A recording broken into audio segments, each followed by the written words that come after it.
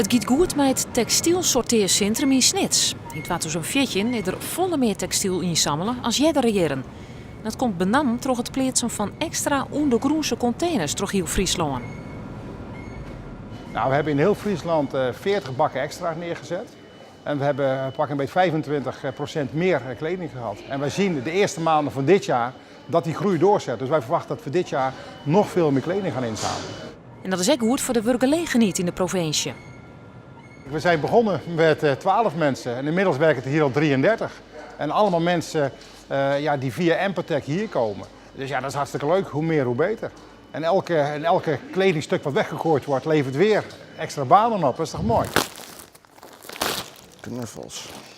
Een van de mensen die via Empatec werkt, het is Jan Kampen. Hij zit al sinds 2013 bij het textielcentrum in Snits.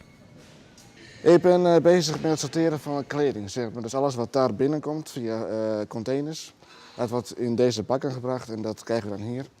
En dan kijken wij van wat nog naar winkelkleding kan en wat echt naar andere landen gaat. Krijgt voor mensen die het dreega op de arbeidsmarkt is werk als dit wichtig, denken ze bij Empatec.